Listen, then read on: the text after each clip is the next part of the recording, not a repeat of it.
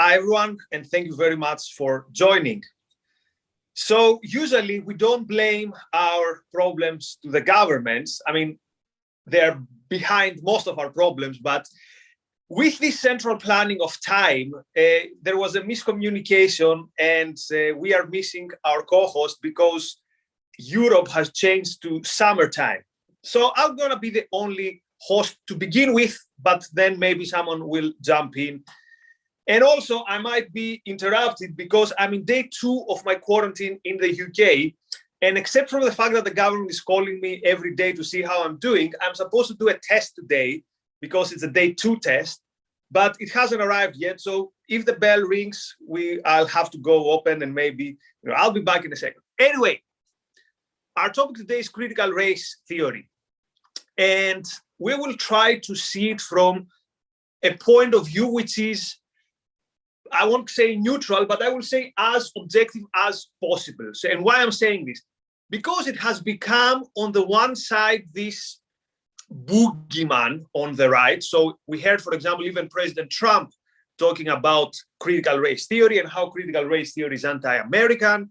And we've had governments, conservative politicians claiming that we should ban critical race theory, at least from the federal level or from the state level. But at the other side, we've seen that the core of critical race theory has become quite mainstream. Mainstream in what way? Mainstream in the way that it is considered the acceptable narrative in education, but more and more also in business world and in entertainment. So we hear all the time critical race theory. So today what we're going to do is try to understand what critical race theory is. So, first of all, the term arises at some point in the 1970s and gains more prominence in the 1980s, and the person behind it is the legal scholar called Derek Bell. So mostly this as a discipline is related in its early steps with legal theory. Now, why critical? What is the point of critical theory? Why it's called critical? So the idea is that we have to understand the general background. So let's say we're in the 70s. So we've had the civil rights movement. Do I see well? Has Raka joined me? Hi, Raka. Hello. So what I'm doing is I'm giving the background of the critical race theory, and then you can jump in. Okay. So what's the historical context in the 70s? We've had the success of the civil rights movement, and also we had the rise of the so-called New Left and of the Frankfurt School. So this idea of critically seeing society became quite prominent. Now, what does critical mean? It means that we do not only base our analysis on what is on the surface. So the critical scholar would say, look, don't tell me that we've had the Civil Rights Act, therefore it means that racial inequality is a thing of the past, because what this does not take into account is other aspects of society, other strata of society, such as culture, arts, representation, the attitudes of the people, how institutions have still elements with them of the racist past. So all this, I would say, is quite legit. Now, another central element of critical race theory, which again we might understand and agree up to a point, or actually up to maybe in its entirety, is that there is not much biological in race, in terms of, yes, maybe we can see different populations having different characteristics, such as bone density, muscle density, being resilient or non-resilient to illnesses. But this is more on the population level and not necessarily on the race level. So, for example, to put it simply, a black person, let's say in Jamaica, and a black person in sub-Saharan Africa do not share necessarily this population average characteristic, so to speak. So the argument is that, look, race, the way we understand it, is a creation of human beings and not of nature. And the reason race has been created is to service some political reasons. And this is mostly the domination of one race by another. So they will bring up scientific theories from the 18th or 17th or 19th century that today are considered obsolete. And they will say that this was part of colonialism and it was the rationalization so as to make sure that these other populations there would remain as, let's say, inferior to the white colonial. So that is the background of critical race theory. And again, up to this point, we can say, yes, we can see there's definitely something there, and definitely the historical context could give rise to this analysis. So Raka, first of all, welcome, and something up to this point. Thank you for the welcome. So as you can tell, I'm not Mark, and it pains me that he's unable to join us. I'm guessing he was unaware of the time change in the UK, because I know this is a topic he has a lot to say about. And I particularly was glad to be sitting out just because, like, I wanted to see the two of you discuss it. Maybe we can get a rain check for you and Mark, or just Mark, or whatever it is, on this particular topic. Something tells me it'll be relevant after today as well. Like you said, I like that you said, there's something there. I like to find the kernel of truth. In every sort of false theory, false philosophy, it's sort of it's usually holding on to something that is true and attaching itself to that truth. It's not completely pulled out of thin air. So it is true that our environment and the weight of history influences us a lot. I mean, you can see this everywhere. I mean, just think of the fact that we're biologically basically identical to cavemen and beyond, and various people throughout history that behaved in various ways that we would not even consider the same species as us. We would consider animalistic, or in various ways alien.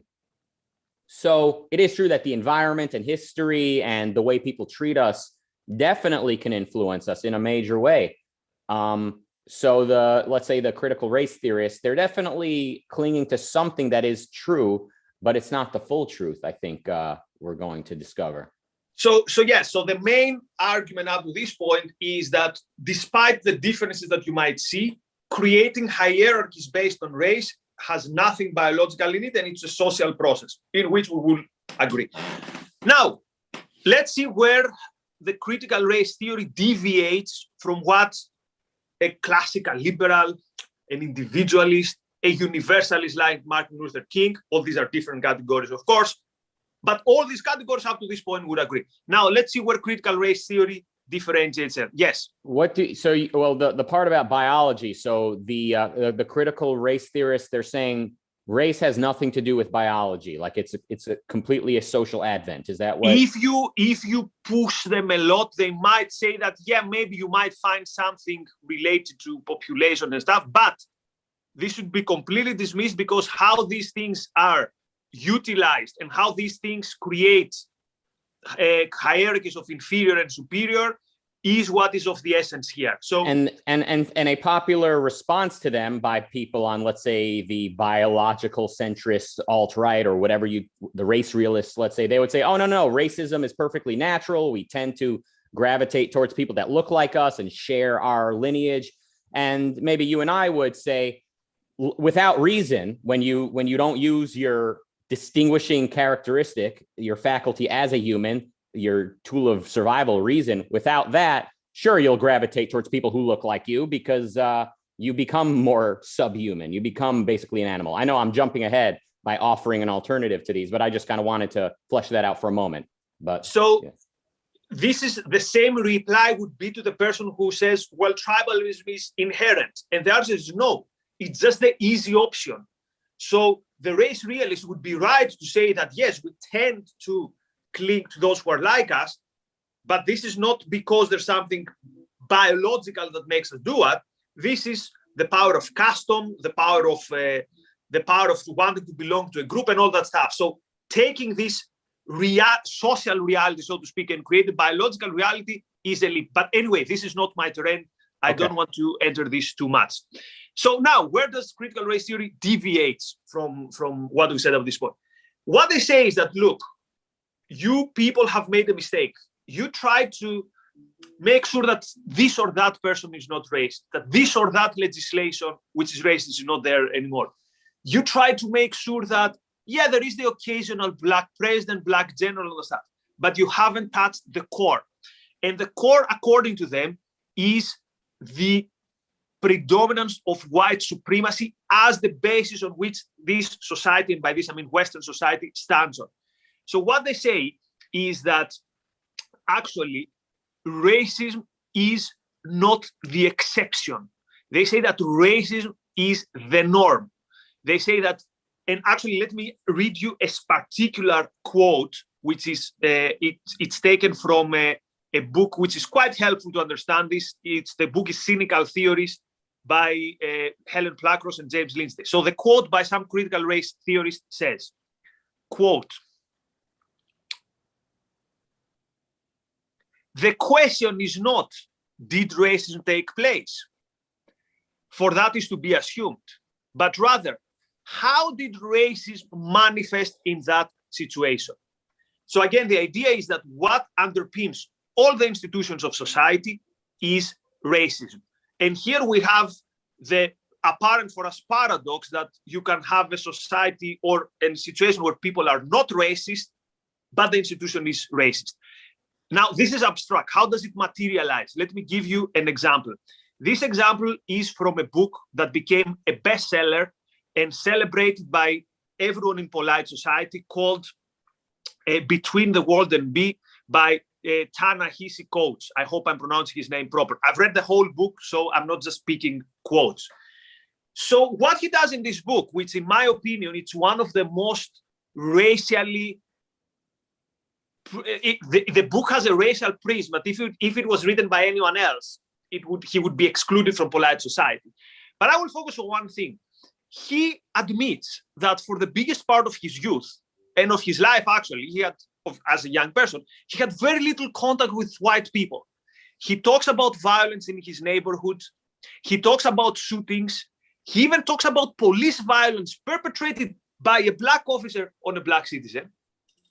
And the one and only situation where he says where he brings up as experiencing racism by a white person is something like a comment in a way like you try to go to the elevator and someone pushes you or something like that. So, but he says, don't make the mistake to say that because this was, quote, black on black crime, racism is not there, because racism is what has thrown us to that neighborhood, for example. So second point to retain is that for critical race theory, again, racism is not the exception. Racism is the basis, and it's behind things such as, quote, objectivity, quote, neutrality, quote, reason, quote, colorblindness. Why? Because all these are concepts that have been created, constructed by white people. Therefore, we understand the point is to perpetuate white supremacy. Comments? I mean, I never thought I would be in a place in life where I get saddened by, hearing that like the word objectivity is being castigated and defamed. But it does. I get emotionally upset by that. The thought that people who promote critical race theory they're attacking the word objectivity and saying, no, objectivity is just a dog whistle. It's just code word for white-centric, Eurocentric rule, white supremacy. So, I mean, obviously, there's often a kernel of truth in a lot of this, and just the fact that, in the developed world, you turn on any movie, usually the default movie or show has a white hero or white guy, and black people starring in a movie or show is like its own genre, right? Like it's a show with black people is how it's seen. I mean, it just in various ways. I mean, whites are the majority numerically and have the closest link to the sort of development of the Western world. Obviously, Europe is mostly where it took place, unfortunately, because the Arabs could have surpassed our European friends, and as well as others, the Africans, the Indians. Many people had the opportunity and hopefully will surpass us if they embrace reason and individualism. And obviously, we don't want anyone to surpass anyone. Ultimately, we want the whole world to embrace individualism. But I digress. So there's a kernel of truth in a lot of these false theories, but it pains me that like something like objectivity. So if you and I argue, no, we need individualism, that's the way out of this. Interestingly, so like when I was on the Tim Pool podcast and I kept saying individualism, I know a lot of his audience, a lot of his chat room are saying individualism gave us the social justice warriors. And, on the flip side, the social justice critical race theorists are saying individualism is just code word for white supremacy. That's so important. Yeah. So the good news is we know what got us into this mess, and it's more fundamental than arguing over whether society is racist or not. It's in philosophy. So we know what got us into this mess. So that's the good news is that I think we can snap out of it just as easily, in a sense. It's not going to be easy, but if we do change the minds of philosophers, epistemologists, people who deal with fundamentals, if we change the way they think about these things, we'll see the humanities and the sciences and all the other departments follow suit sooner than later. So that's the good news.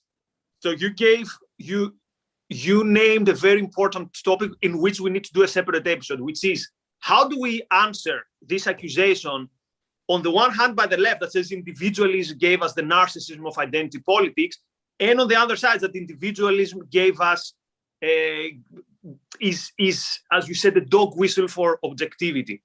And as all the good playmakers in basketball do, when they trust the coach before they call the play, they look at the bench. I will look at Razi and the Lord Abram behind the scene and ask him, Razi, I have something like 45 minutes more of material. Shall we finish today when we finish the presentation of critical race theory and we go to the epistemology of it on a different episode with Mark, or shall I go for a bit longer today? Let us know on Slack or make your appearance on screen and make the audience happy. Okay, so a usual question and a usual objection to critical race theory is, but where is racism? Why can't I see racism? And there the answer is obviously you can't see racism because you are white, and you cannot see because you have not experienced it. You have not lived it. And here we start talking towards the epistemology of critical race theory. By the way, let me clarify something. Oh, here is Mark. Oh, good. Hey, Mark. What's up? Hey. So, Mark, sorry, I didn't get the memo. Don't worry. Up to this point, it's because you're white. So I hear. So up to this point, we're just on the presentation of critical race theory. So you haven't missed much on the criticism to it. So up to this point, we're mostly where it comes from, what are the points, what are some legit points, and now we enter on the core of it. So the argument goes again, why can't I see racism? It's because you have not experienced it. And here we get to a tenet of critical race theories, which is the idea of positionality. And also, let me say something. Critical race theory is not to be perceived as a monolithic block, or so there is not the equivalent of an Ocon or a Toscon every summer for critical race theories. You have people from various disciplines that just tend to agree on some of the tenets that we present today. So what is their answer to that? Their answer is that if you say I can't see racism, the problem is you don't understand positionality. Now, positionality has an element of truth which says that when you are in a situation, you can understand it in a better way. So, for example, let me give a very simple example. It's difficult for me to understand how it is to be a woman in Afghanistan. I can make the moral claim that it is evil what is happening, but she has more, let's say, inside information and she knows the feeling. But they bring it a step further, and they bring it to the step that says, no, you can't even ask for facts, because once the person experiences racism, you asking the question, is this racism, is not relevant.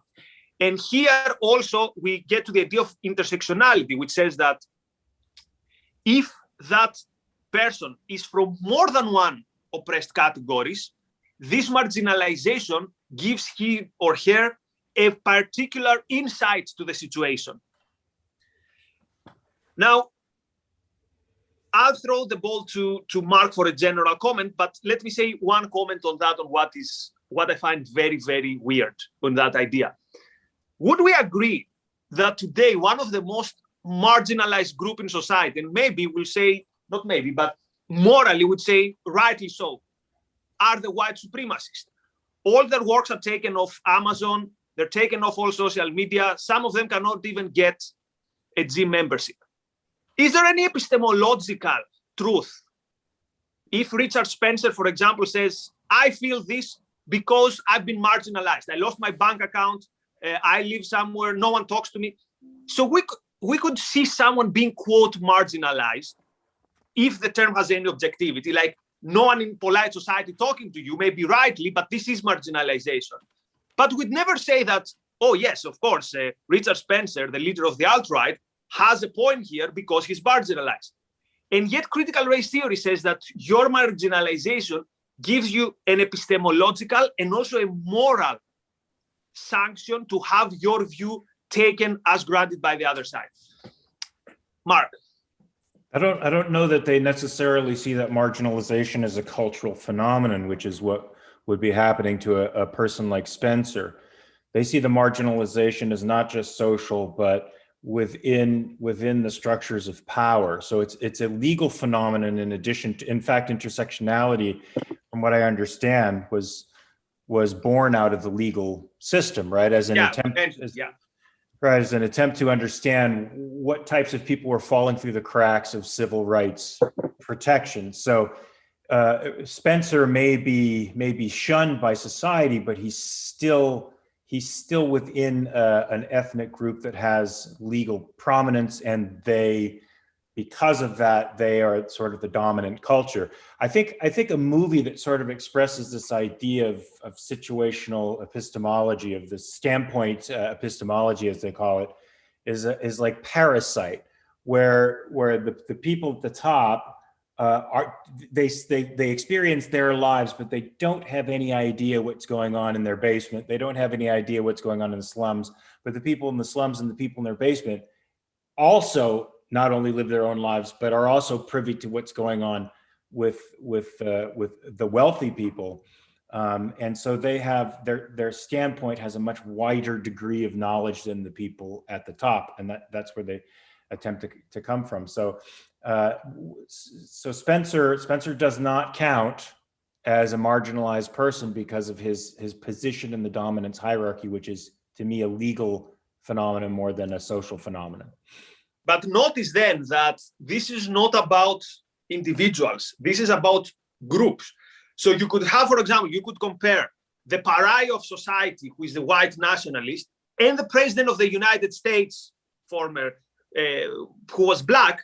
And yet these two are not to be compared qua individuals. They're to be compared as avatars to their group.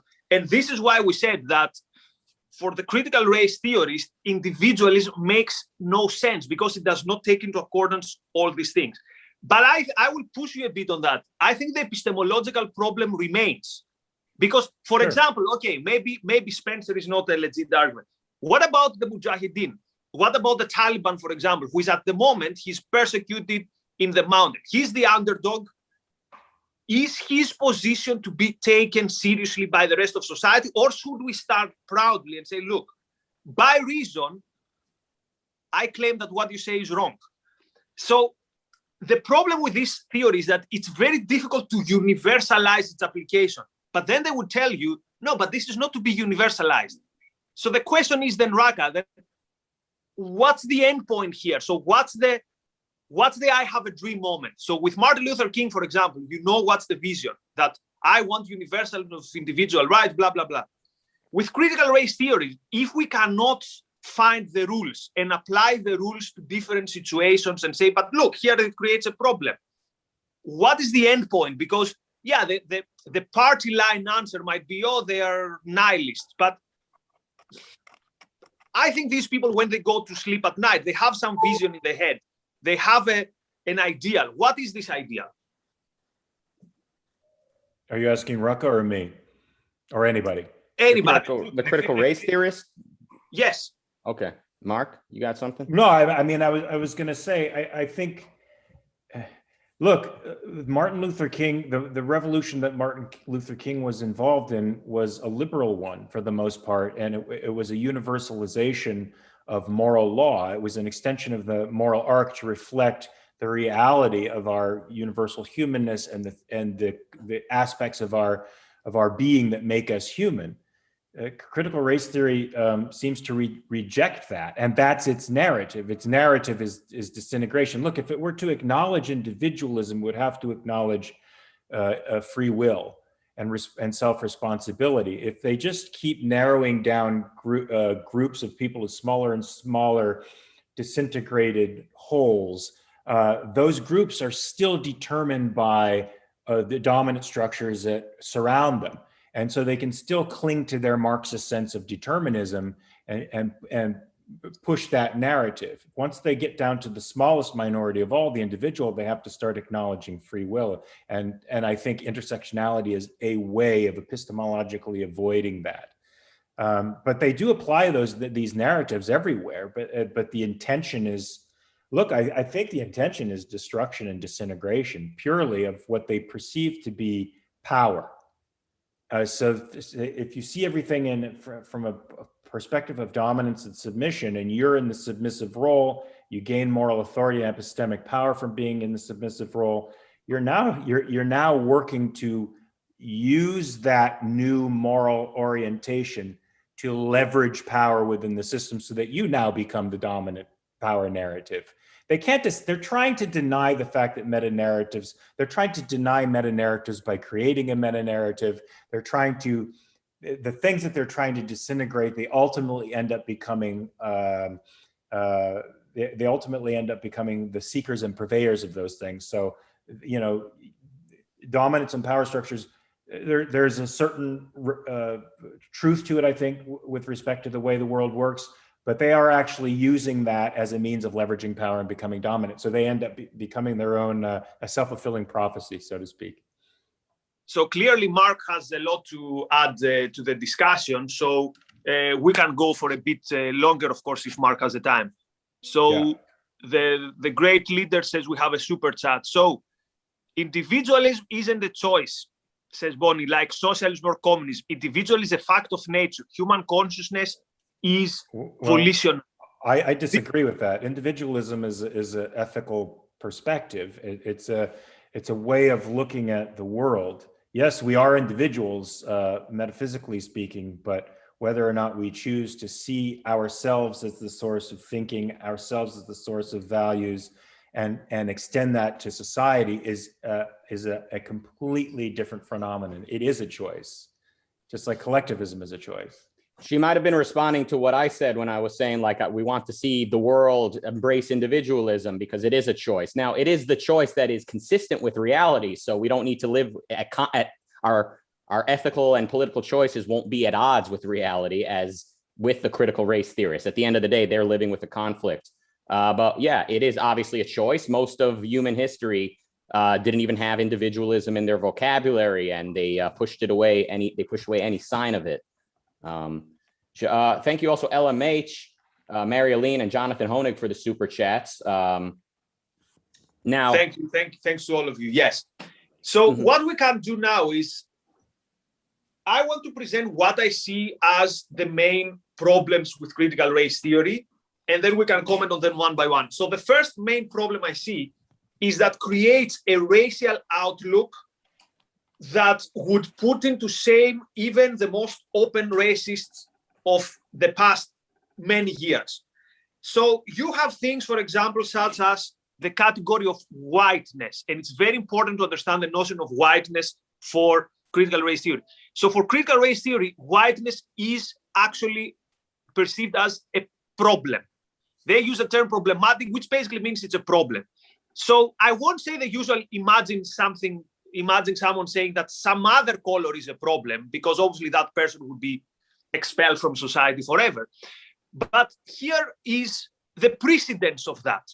So when they talk, for example, about black type of beauty, black art, as you said, black thinking or white values, I can read you quotes from Carl Schmitt or other German people who had this racial view. And again, I know people get offended when I throw the Nazi card, but it is very important here. because it's a similar outlook. So Carl Smith particularly says, look, you can be an quote alien.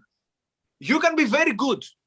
You can have very good ideas. You can create very good art, but still it's alien art. Or you have other theorists of that time who say, yes, okay, maybe your heart can be with us, but at the very end of the day, you are still part of that group. You cannot escape it.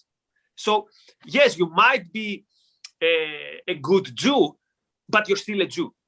Again, today the equivalent is, yes, you might be an ally, but step back, literally step up the back of the room, as we saw in that university, I think with the Weinstein incident, when they told white people should stand back. Yes, you're an ally, but still at your core, you're white and you cannot understand. So why I'm saying this, I'm not saying this to give the peace and say, oh, you're like Nazis. I say this to pass the argument that the way you view the world with the lenses you put to view the world is very important. And when you put the racial lenses to view the world, it's not gonna end well, mostly for you, but we'll get there in a second. So racial worldview, comments. Yeah, that's exactly what it is. It's rejecting the and they reject liberalism too, because they have to. They think liberalism has failed, and they think the idea of looking at yourself as a human being who happens to be of a particular ethnicity is also a big fail. Their solution is to embrace their racial orientation and live it, make it a part of their identity. And yes, it does end well, because it's become a standard by which one morally evaluates someone else. I can't think of anything more primitivistic than that. It's otherism. It's otherism in its most disgusting guise, right? I mean, because I don't even think race is a genetically significant trait. I don't know that it really contributes anything to one's being or health. It's just a sort of a secondary adaptive trait to climate or wherever you happen to live. It contributes nothing to your character or being, and it shouldn't be ascribed with that kind of power, and it is. And it doesn't end well, in part because in part because the person who's using that as a standard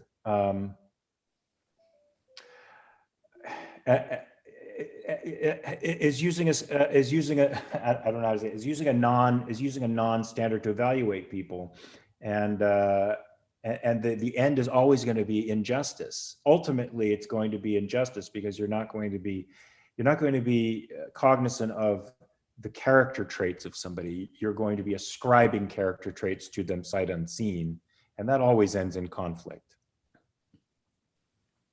Raka. I mean, yeah, like you said, the civil rights movement was largely, it had the premise of liberalism. Like, that's kind of how it was sold, and rightfully so. That should be why people go with racial integration and racial equality.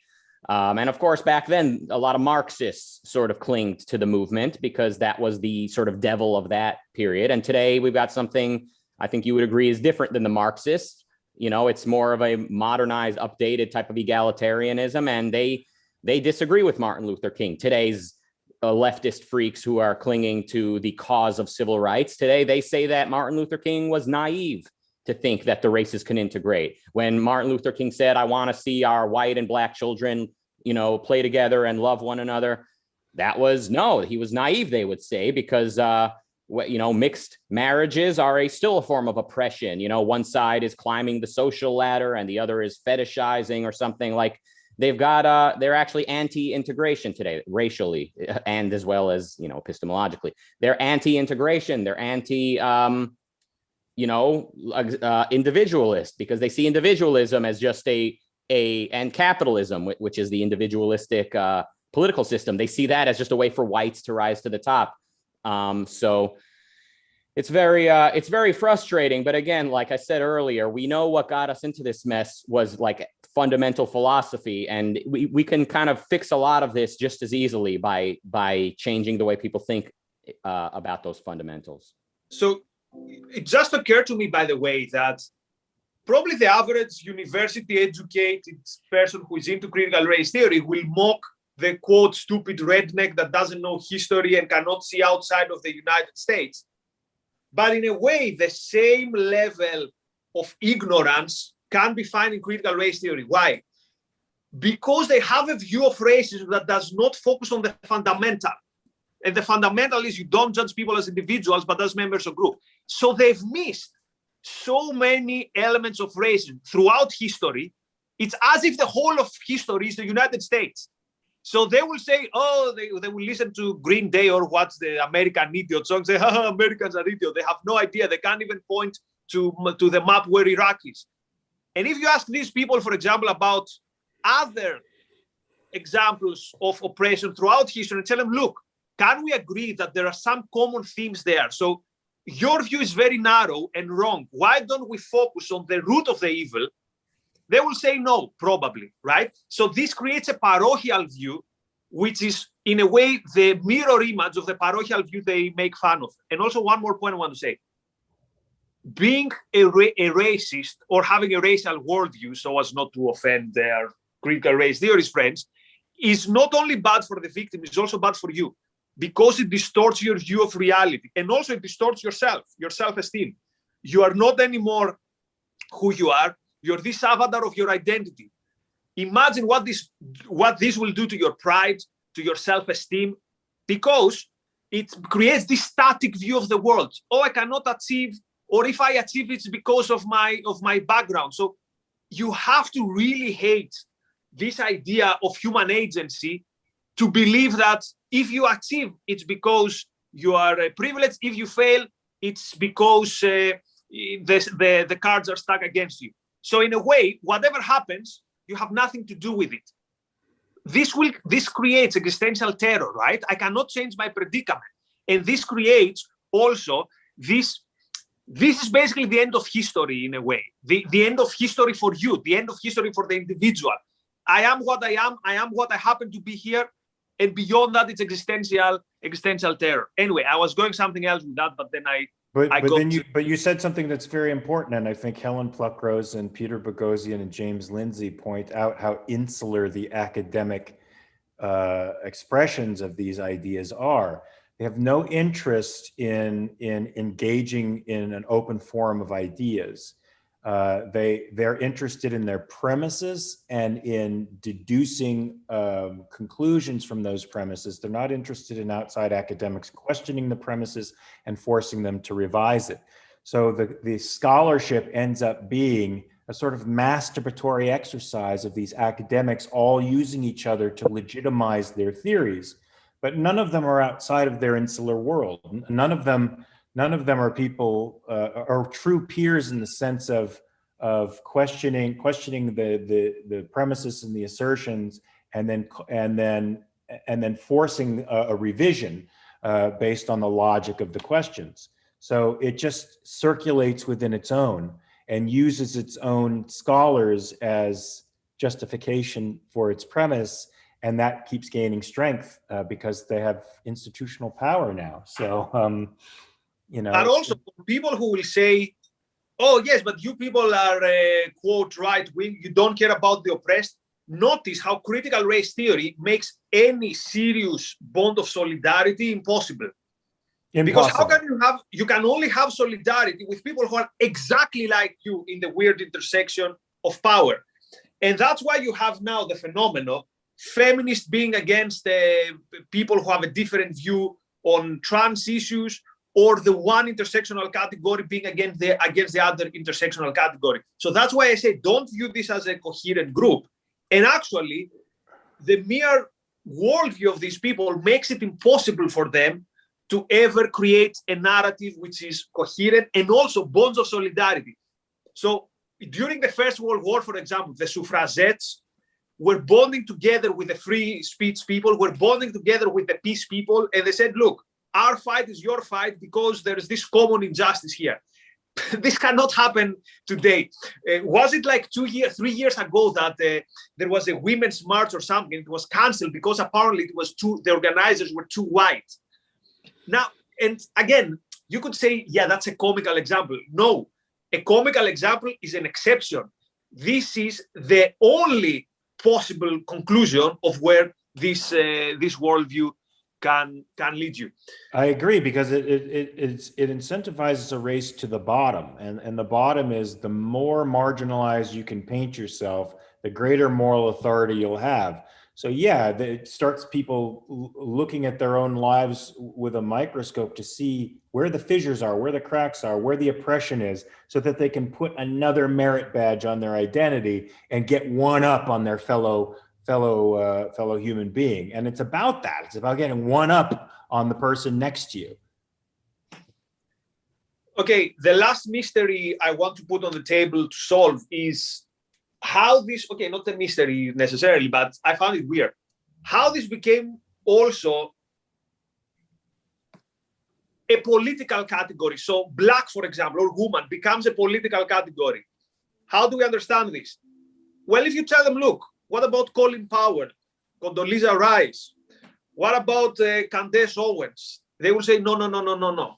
These are people who are not allies. These are people who, I can't remember, there was a specific word they have that I use it. Oh, safe minorities. That's how they call them, safe minorities. So if you're a black person and you have achieved in life, so you became a general, again, see how you're stripped of your achievement. Oh no, now it's you're not really a black person. Of course, we saw this with Kanye West. Or see the complete injustice against, for example, Asian Americans who they achieve more, therefore they're penalized in the quota system. And how does a critical race theorist mention them? As near whites. So many Asians, according to her views, near whites, which means you are basically in the intersectional scale, we're closer to whites. So two things happening here. One is this division within minorities, but also this politicization that basically to properly be black, you have to tick the tribal box, which means you have to be towards also the left. So, and that's what makes me a bit suspicious. I will never claim that there's this urge for power grab there. But the fact that there is political party line in all this makes it a bit suspicious. And I think it was Stephen Hicks, with whom I have various disagreements in his analysis of postmodernism, but he says something interesting. He says, isn't it weird that most of these people, if you see where they fall in the political spectrum, fall somewhere towards the left? Although, again, a proper Marxist would be very angry with all of them, but that's for another thing. So how has race become a political category?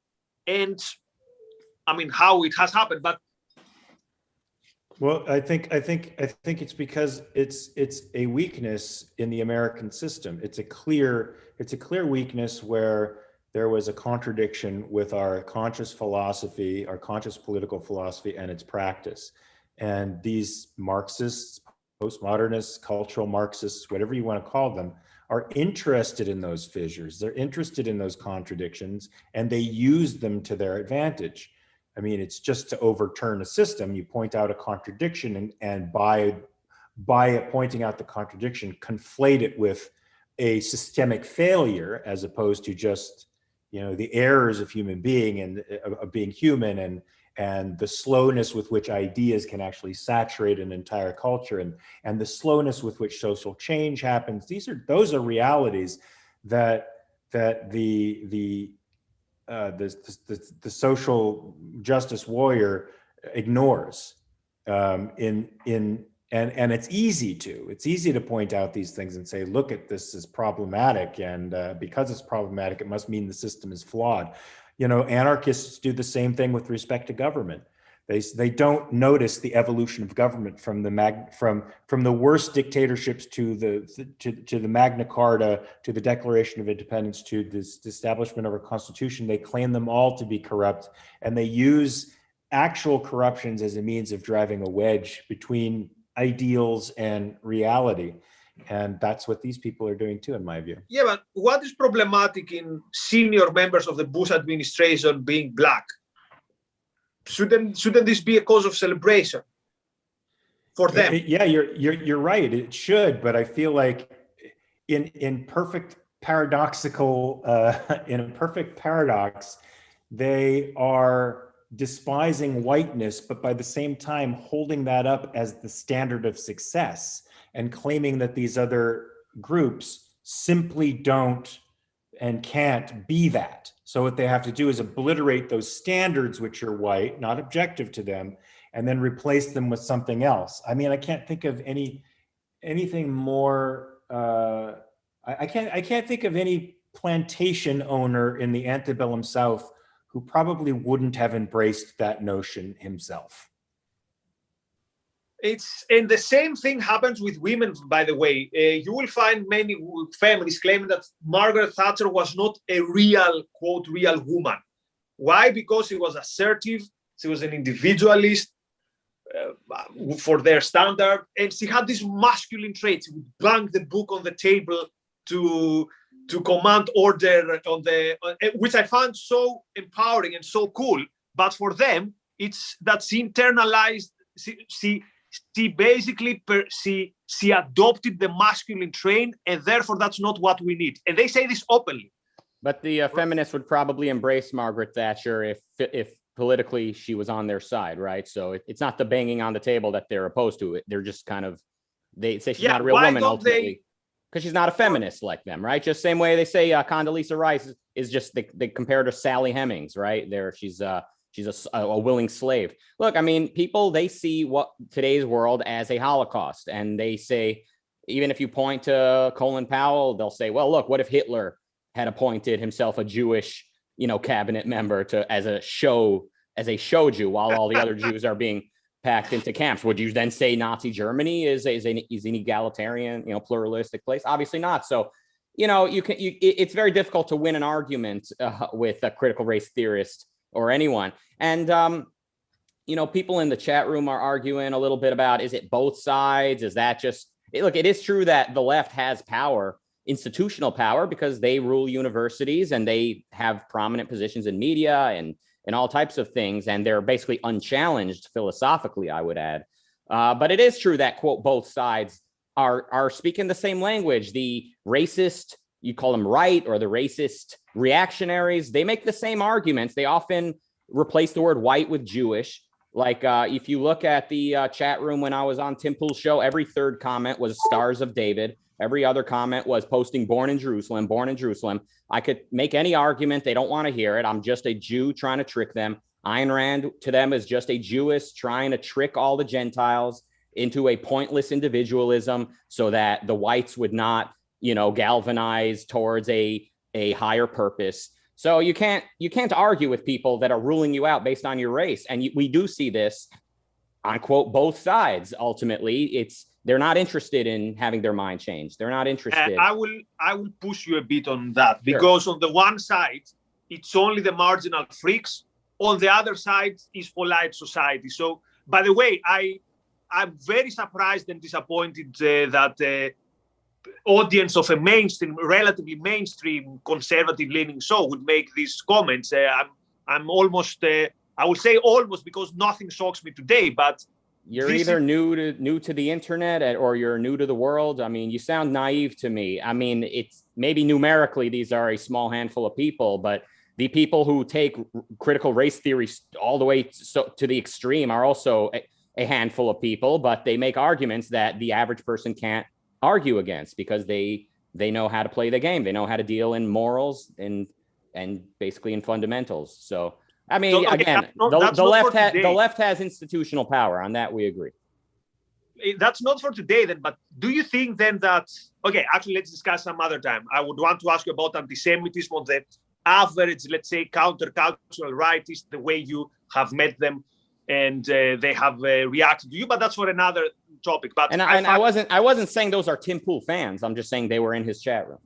Okay. Yeah, but still, it's because some years ago, this would be completely, the complete weird, like extreme anti-Semite 48, 14.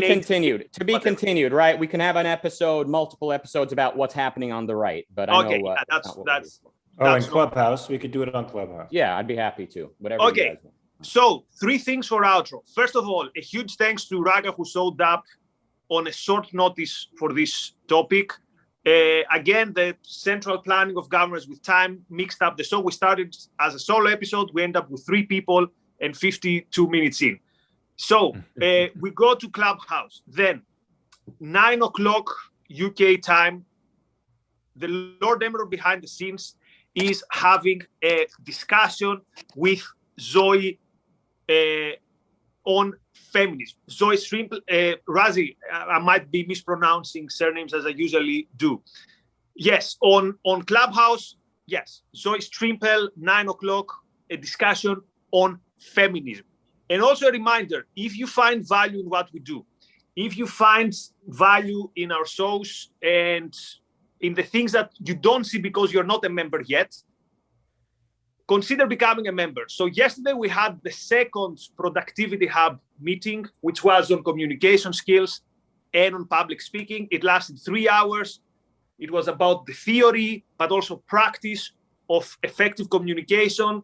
And the list goes on with the things that members have access to. The Saturday sessions on Leonard Peikoff's courses, the Friday reading groups, access to the WhatsApp groups, and all these things.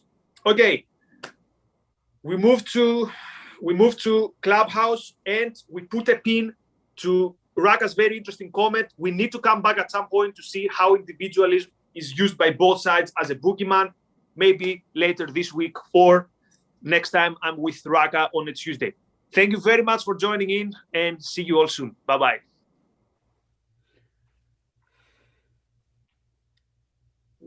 Thanks, guys.